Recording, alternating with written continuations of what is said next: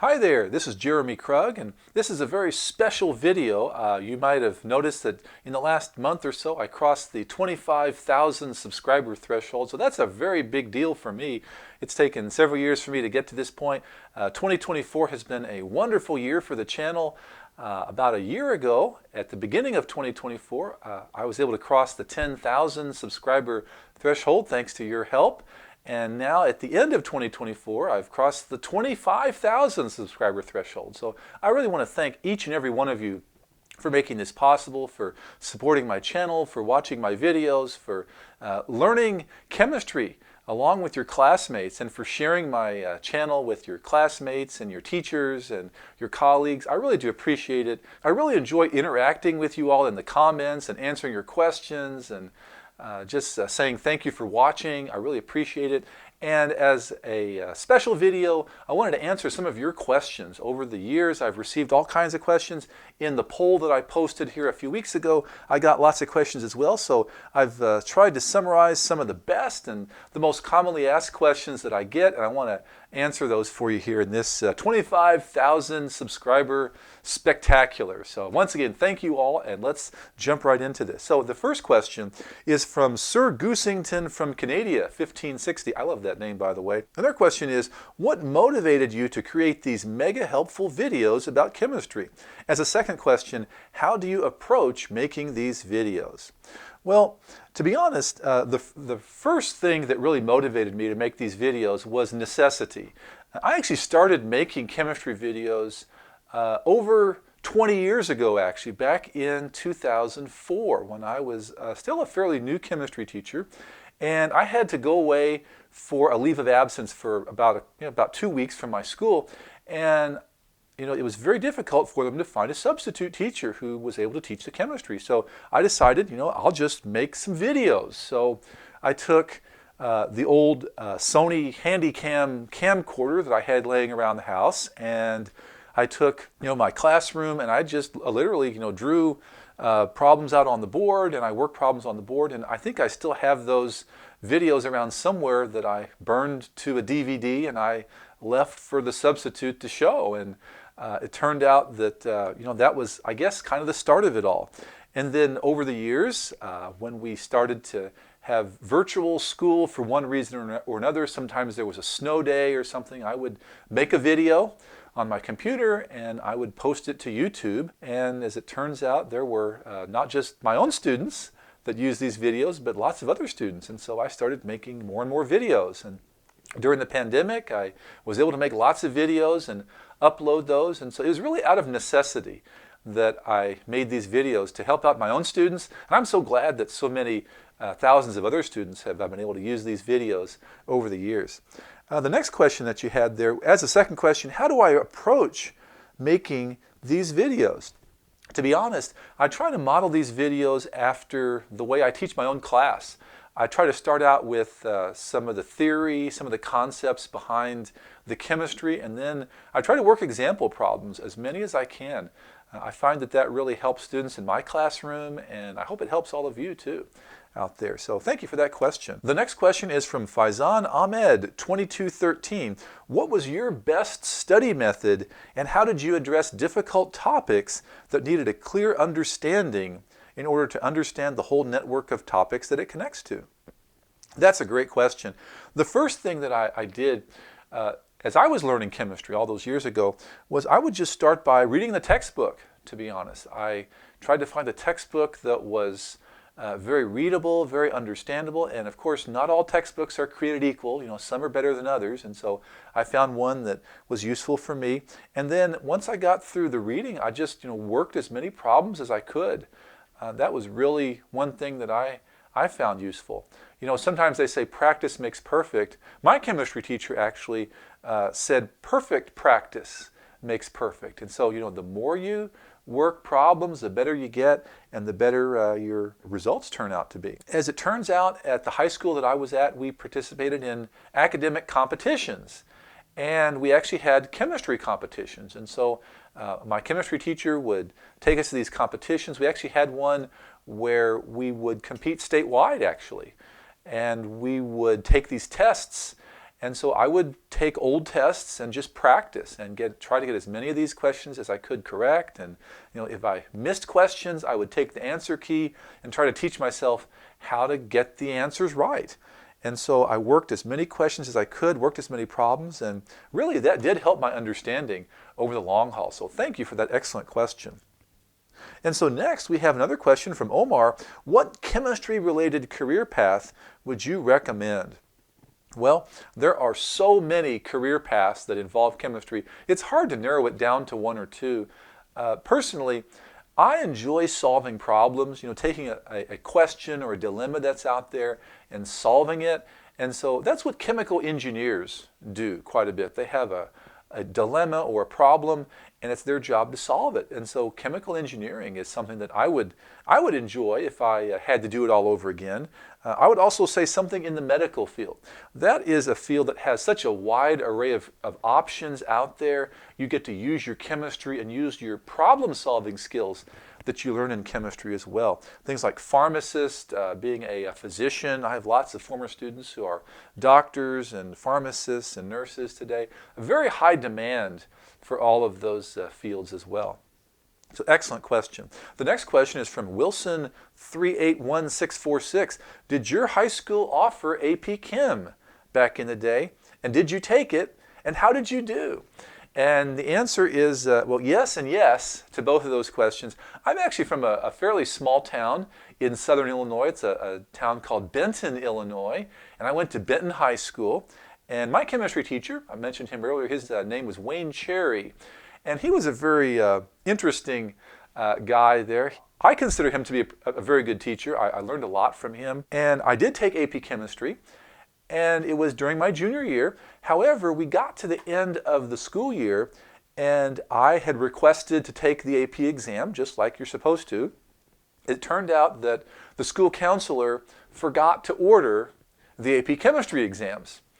And so I wasn't able to take the AP Chemistry exam that year. So I had to wait another full year until the end of my senior year to take the AP Chemistry exam.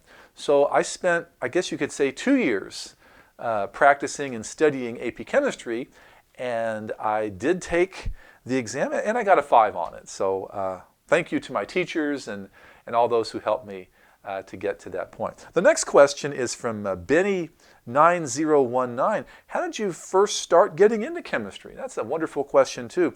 And to be honest, it's a lot like all of you are starting to get into chemistry right in the chemistry classroom. I took first year chemistry when I was a sophomore, and I really enjoyed it. I found I was good at it. I liked the math. I liked the problem solving that you had to do. And I found that the teacher I had, Mr. Cherry, was very good, and I learned a lot from him. And after my sophomore year, we actually had a summer chemistry program. There was a student who had graduated from the high school a few years before, and he was in college, and he would come back during the summers, and he actually taught a summer chemistry course, and so I was able to take that with him. His name, by the way, was Roger House. He's a chemistry professor at Harper College in Palatine, Illinois. So interesting story there.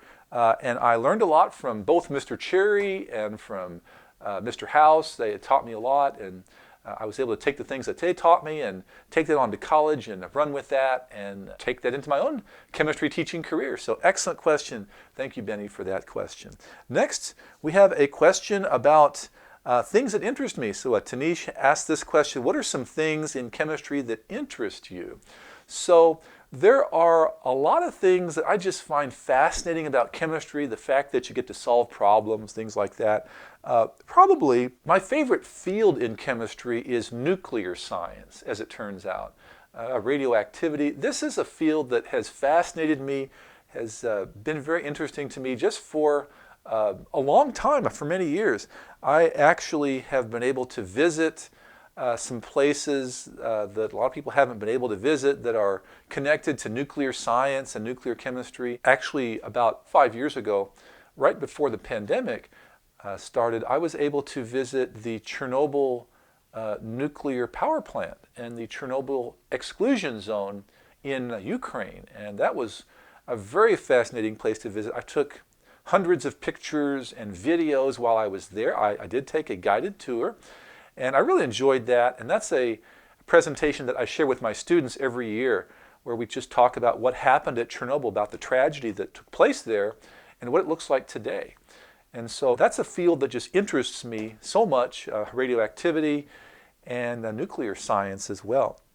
And something else that interests me is just the elements. I actually have a little collection of elements. I've been collecting elements over the years that I've been teaching. I have been able to collect some of the fairly rare earth elements as well. And I'm up to, I think, 50 or 60 elements. I'm getting a little bit beyond that now, I think. But I do have a collection of elements that I like to show my students whenever we talk about the different properties of elements on the periodic table. So thank you very much for that question. Next, we have a question from St. Bernard Enthusiast. I love that name too, by the way. I'm a former AP Chem student, took this year's exam. Thanks for helping me get a 5. Your topic by topic videos are just too good. I appreciate that, by the way. Question, what is your favorite lab to do with your students? And so that's a good question. And I had to think about this one for a bit, because something that I tell my students is every lab day is a good day. Lab is just a fun thing to do. I really enjoy demonstrating chemistry to my students. I enjoy demonstrating experiments. I enjoy watching students in the laboratory. I would have to say that my favorite lab to do with students, especially AP Chemistry, would be acid-base titrations. And that may seem like a strange one to choose, but that's an experiment that just looks like chemistry. As you get closer to graduating high school, colleges will be or have been sending you this literature, promoting the college. If you look in most of that literature that they send you, you're going to find that a very large percentage of those pamphlets include a picture of a student performing an acid-base titration. And it's just something that I've noticed over the years. For some reason, it just looks like science. And so it just is a fascinating thing for students to do. They can get into lab, and they can actually use an acid-base titration to figure out the concentration of a solution that they created, use it to determine the concentration of an unknown acid, and to watch students get that end point, get that pale pink color just right.